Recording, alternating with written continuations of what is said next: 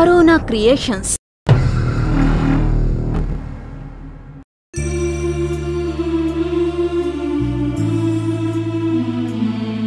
సత్య, అసలు నీకు బుద్ధుందా లేదా?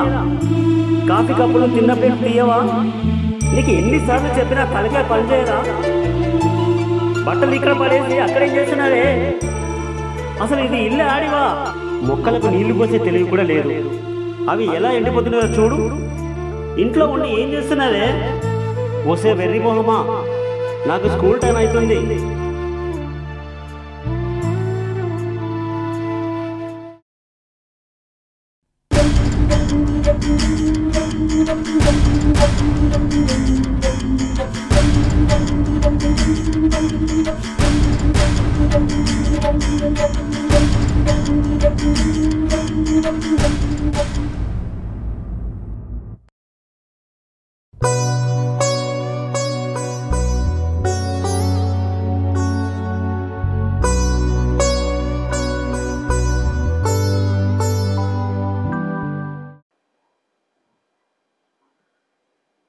ఒరే కృష్ణ,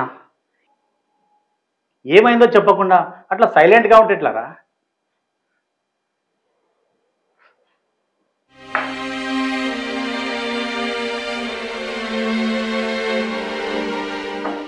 ఏమమ్మా, నువ్వన్నో చెప్పొచ్చు కదా అసలు ఏం జరిగిందో.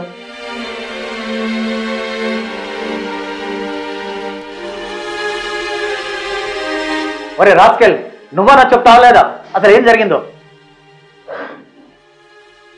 తను అంత పెద్ద నిర్ణయం తీసుకున్నాక నేను ఏం చెప్తే ఏం ప్రయోజనం? చెప్పకండి. ఇంకా సేపట్లో మీ అమ్మాయి అబ్బాయి వస్తున్నారు.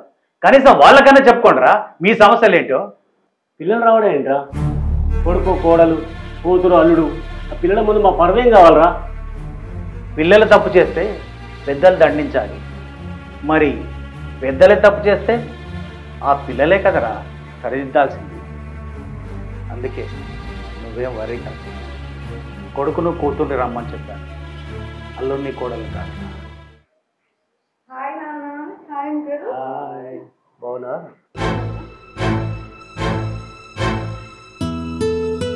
ఏమైందమ్మా? ఏం లేదురా. మరేంది ఫేస్ డల్ ఉంది? జ్వరం వచ్చిందా? అదేం లేదురా. ముందు మీరిద్దరు వెళ్ళి కాల్చుకు కడుక్కోండి. సరే కానీ డైరెక్టర్ ఫోన్ చేసి అర్జెంట్ రమ్మని చెప్పారు. ఆ ఫోన్ ఏదో మీరే చేయొచ్చు కదా. ఫోన్ చేస్తే మళ్ళీ లిఫ్ట్ చేయరు. టెన్షన్ పడి అంకుల్కి ఫోన్ చేస్తే భయపడవలసిన ఏం లేదు, ఏదో ముఖ్య విషయం మాట్లాడమన్నారు. మళ్ళీ ఏం చేసారు? ఏంటి నాన్న అసలు?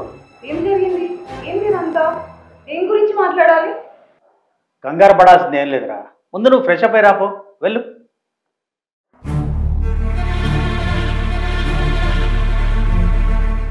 సత్య, నువ్వు కూడా కూర్చోమ్మా. ఏంటన్నా ఇది? ఈ వయసులో బయట ఎవరికన్నా చెప్తే నవ్వుతారు. చిన్నప్పటి నుంచి చూస్తానా, అమ్మని ఎప్పుడు ప్రశాంతంగా ఉంచిండు, ఎప్పుడో ఒకటి అనుడేనే.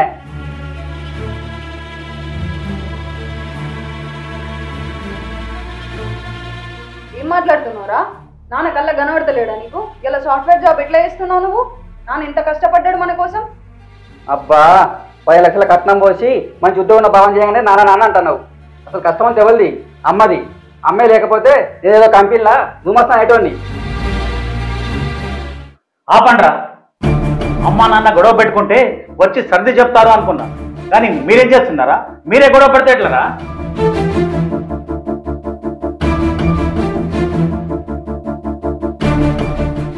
చూడమ్మా సత్య,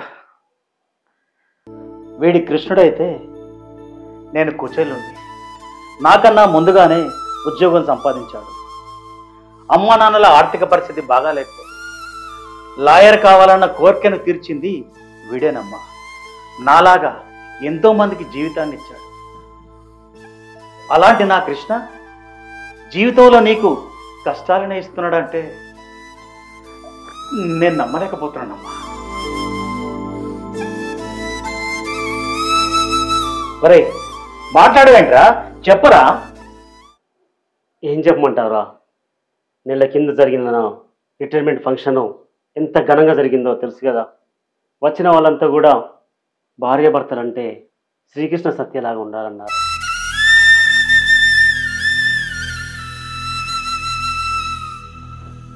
కానీ ఏ భర్తకు ఏ భార్య అయ్యని రిటైర్మెంట్ గిఫ్ట్ నాకు విడాకులుగా ఇస్తుంది.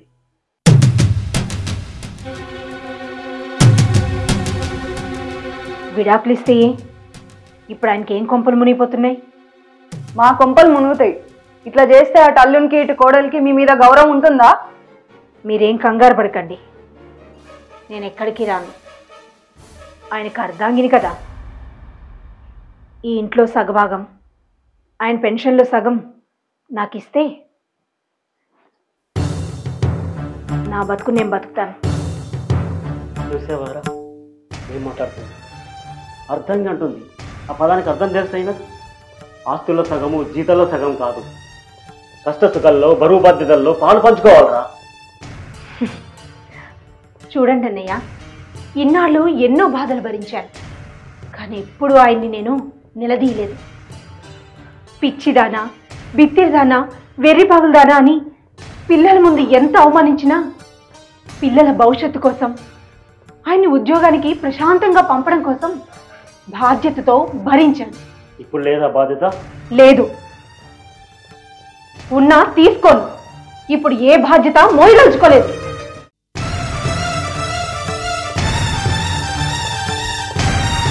చూడమ్మా, భార్యాభర్తలంటే బస్సు ప్రయాణం కాదు, ఎక్కడ పడితే అక్కడ దిగిపోవడం. చివరి వరకు ఎన్ని కష్టాలు వచ్చినా నష్టాలు వచ్చినా కలిసి ప్రయాణం చేయాలి. అదేనమ్మా మన సంస్కృతి. అన్నయ్య, ఇదివరకంటే ఉద్యోగం వల్ల బాధ్యతలు, టెన్షన్లు, వాటి వల్ల ఎప్పుడు నన్ను ఏదో ఒకటి అనేవారు. కానీ ఇప్పుడు రిటైర్ అయిపోయి 24 గంటలు ఇంట్లోనే ఉంటున్నారు. ప్రశాంతంగా నాతో మాట్లాడచ్చు కదా. కానీ లేదే. ఒకరోజు వాషింగ్ మిషన్లో బట్టలు వేద్దామని తీసుకొచ్చి అక్కడ వేశాను. ఇంతలో సిలిండర్ వాడు వచ్చాడు. నేను అటు వెళ్ళాను, అంతే. ఆ బట్టల్ని చూసి నీకు వస్తువులు సర్దడం రాదు, ఎక్కడ పడితే అక్కడే పడేస్తావంటూ వాడి ముందే, ఆ సిలిండర్ వాడి ముందే ఇష్టం వచ్చినట్టు మాట్లాడారు. ఇంటి ముందు మొక్కలు ఎండిపోతే నువ్వు సరిగా నీళ్లు పడితే ఎందుకు ఎండిపోతాయంటూ పొద్దున్నే అదో సుప్రభాతం. ఇంట్లో ఏ మూలనైనా ఉల్లిపాయ ముక్క కనబడ్డా, తోటకూర కాడ కనబడ్డా నీకు ఇల్లు శుభ్రంగా ఉంచడం రాదు అని పని వాళ్ళ ముందే ఇష్టం వచ్చినట్టు మాట్లాడుతున్నారు. ఇదివరకు ఈ తిట్లు 5 గంటలే భరించేదాన్ని, కానీ ఇప్పుడు 24 గంటలు భరిస్తున్నాను. ఇంకా భరించడం నా వల్ల కాదు. చెప్పరా, ఇప్పుడు ఏం చెప్తావో చెప్పు. అవునరా, సత్యాన్ని చాలా విసిగించాను, సత్యాన్ని చాలా బాధ పెట్టాను.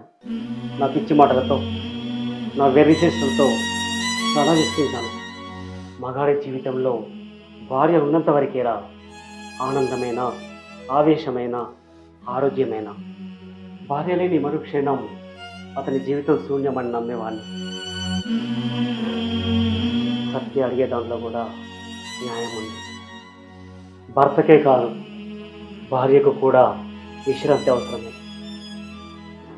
లాయర్గా మీ చెల్లడిగింది ఏర్పాటు చేయి.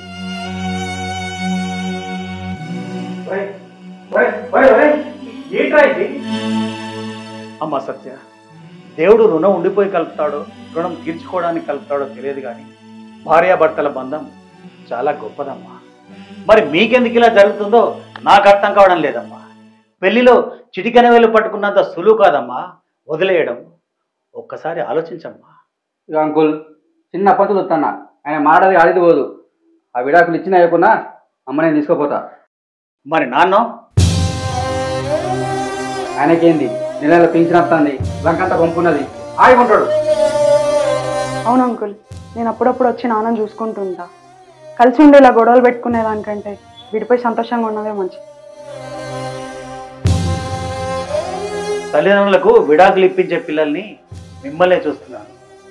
సరే, రేపు పేపర్స్ రెడీ చేసి తీసుకొస్తాను, వాటి మీద సంతకం పెట్టండి.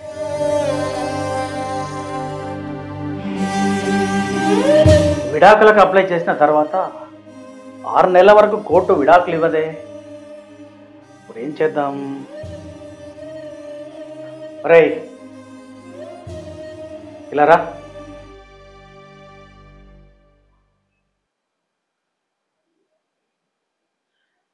పిల్లలు మీరు బయటికి వెళ్ళండి. ఒరే మీ రూమ్ ఎక్కడరా? నా రూమ్ ఇది, తన రూము ఇదెప్పటి నుండిరా? సంవత్సరం నుండి. మీకు విడాకులు కావాలంటే ఈరోజు మీరిద్దరూ ఒకే రూమ్లో ఉండండి. 6 నెలలు కాదు, రేపే మీకు విడాకులు ఇప్పిస్తాను. ఏంట్రా ఇది? ఇప్పుడంత అవసరమా?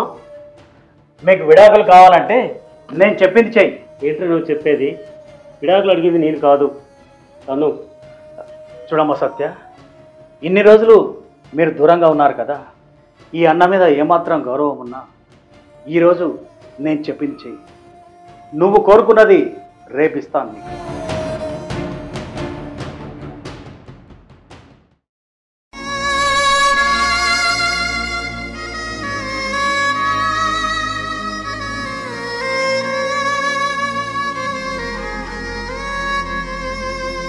ఏంటది అలా చూస్తున్నారు? వచ్చి పడుకోండి.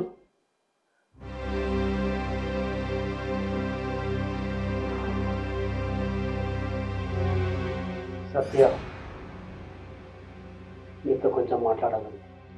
ఏం మాట్లాడాలి? ఈ టైంలో ఏం మాట్లాడతారో నాకు బాగా తెలుసు. వచ్చి పడుకోండి. ప్లీజ్ సత్య, మళ్ళీ నీతో మాట్లాడే అవకాశం నాకు వస్తుందో లేదో.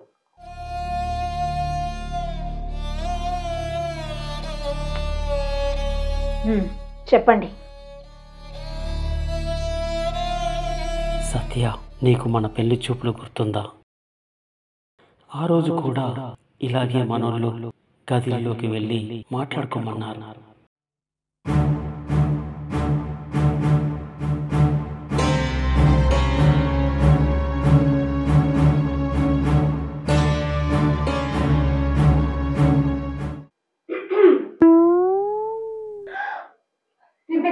తింపేశావా?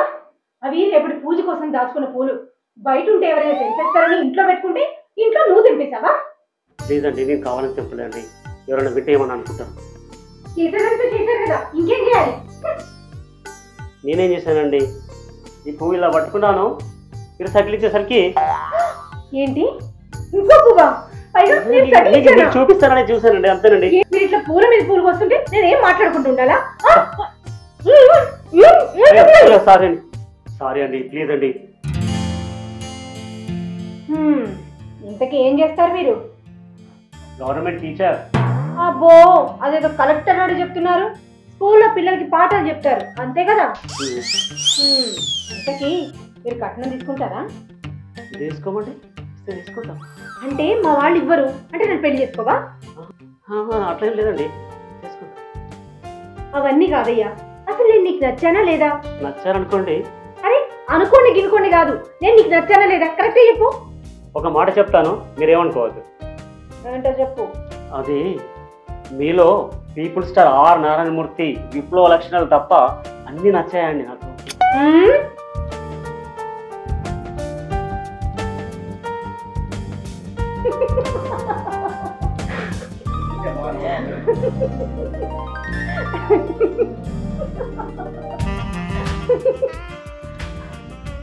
నచ్చితే ఆ పూల జడ్లో పెట్టండి. ఏమండి, మీకు సిగ్గుపడ కూడా తెలుసా అండి?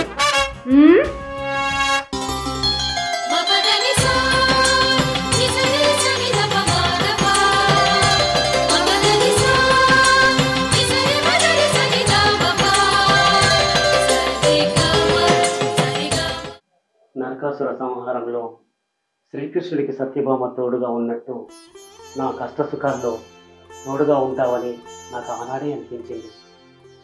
అది అక్షరాల నిజం చేశావు.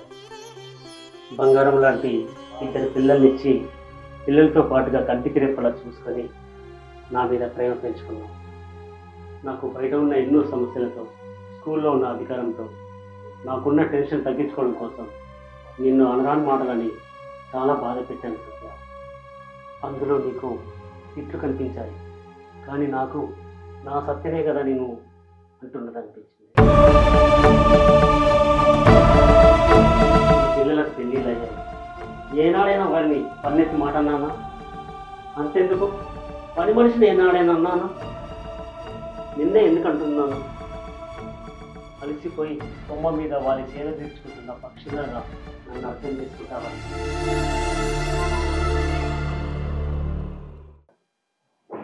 ఒకరోజు రాత్రి ఇంటికి రాలేదు, గుర్తుందా? ఎందుకు రాలేదని నువ్వు అడిగితే లాయర్నే ఇంట్లో ఉన్నానని చెప్పాను. కానీ నిజానికి ఆ రోజు నాకు 500 షుగర్ వచ్చి హాస్పిటల్లో ఉన్నాను. ఈ విషయం నీకు చెప్పి చెల్లెని తీసుకొని వస్తానని వాడంటే నా మీద నీకు ఎంత ప్రేమ ఉందో వాడికి చెప్పి ఈ విషయం విన్నాను, దాశాను. ఇవే కాదు, మన జీవితంలో ఎన్నో విషయాలు దాశాను. నీ కోసం, నా కోసం, పిల్లల కోసం, పిల్లల భవిష్యత్తు కోసం, పిల్లల పెళ్లిళ్ళ కోసం. ఎందుకు దాచానో తెలుసా? నువ్వు తట్టుకోలేవు. ఇన్నాళ్ళు నాకు ఎందుకు చెప్పలేదని నువ్వు అడగవచ్చు. ఇన్నాళ్ళు నాకు తోడుకున్నావని ధైర్యంతో. ఇప్పుడు నువ్వు దూరమవుతున్నావన్న భయంతో సత్య. ఎన్నో కుటుంబంలో ఎన్నో మాట్లాడుకుంటూ హాయిగా సంతోషంగా ఉంటున్నారు. ఆ కుటుంబంలో మాట పట్టింపు, ఆ కుటుంబంలో మాట పట్టింపు ఉండవు. అదే మాట పట్టింపు ఉన్న కాడ బంధాలు అనుబంధాలుగా మారవు. సత్య, భార్య కన్నా భర్త వయస్సు ఎక్కువ ఉండాలంటారు. ఎందుకో తెలుసా? భర్త కన్నా భార్య ముందుగా చచ్చిపోతే ఆ భర్త తట్టుకోలేడని, బ్రతకలేడని. చివరిగా ఒక మాట, నీవు నాకు విడాకులు ఇచ్చే కంటే విషయం ఇవ్వు, అమ్ముతూనే స్వీకరిస్తాను. ఏ భర్తకైనా భార్య జీవం కంటే చాలా సుఖంగా ఉంటుంది.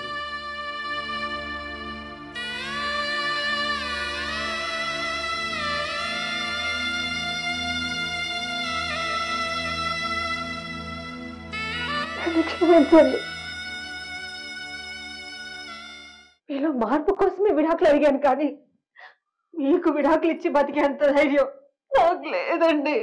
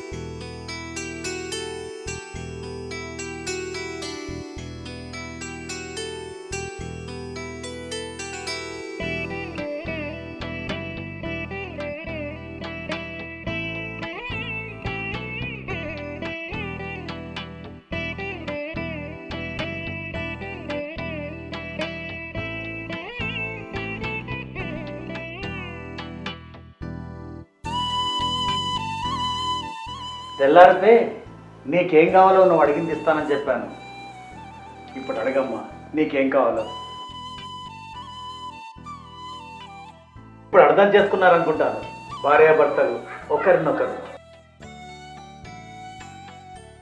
అవునన్నయ్య, భర్త మనసు సముద్రం అయితే అందులో అణువణువు భార్య నిన్నుంటుందని అర్థమైంది. సంసారం అనే నవలలో సంతోషం, సుఖం, బాధ ఇలా నవరసాలు ఉంటాయని అర్థమైందిరా.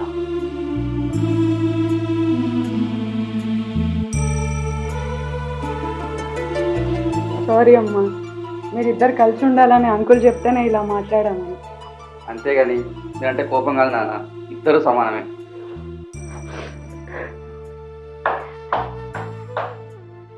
ఇది మీ ఒక్కరి సమస్య కాదమ్మా. చిన్న చిన్న విషయాలను కలిసి కూర్చొని మాట్లాడుకోకుండా ఈగోలతో, పాశ్చాత్య సంస్కృతి ధోరణిలో ఆర్థిక స్వతంత్రంతో నేనెందుకు తగ్గాలి అనుకుంటూ ఉండే ప్రతి ఒక్కరిది. అహం వేడి భార్యాభర్తలు ఒకరినొకరు కూర్చొని మాట్లాడుకుంటే చాలా సమస్యలకు పరిష్కారం దొరుకుతుంది. ప్రతి నెల 100 పెళ్ళిళ్ళు జరిగితే కోర్టుకు 80 విడాకుల కేసులు వస్తున్నాయి. వాళ్ళందరి సమస్యలు చాలా చిన్నవి. ఎంత చిన్నవంటే భార్యాభర్తలు ఏకాంతంగా కూర్చొని మాట్లాడుకుంటే తీరిపోయే సమస్యలను తమ ఈగోలతో పెంచి పెద్దగా చేసుకొని విడాకుల వరకు తీసుకొస్తున్నారు. తర్వాత బాధపడుతున్నారు. మీలా ఈగోలు పక్కన పెట్టి భార్యాభర్తలు కూర్చొని సమస్యల గురించి మాట్లాడుకొని ఒకరినొకరు అర్థం చేసుకుంటే ప్రతి దాంపత్యం కలకలలాడుతుంది.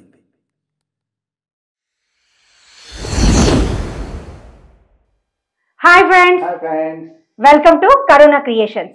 చూసారు కదా మా ఈ వీడియో కనుక మీకు నచ్చినట్లయితే లైక్ చేయండి, షేర్ చేయండి, అలాగే కామెంట్ చేయండి. మరిన్ని అప్డేట్స్ కోసం మా ఈ ఛానల్ని సబ్స్క్రైబ్ చేయండి. పక్క ఫోన్ కంటుంటది గట్టి కొట్టుంది.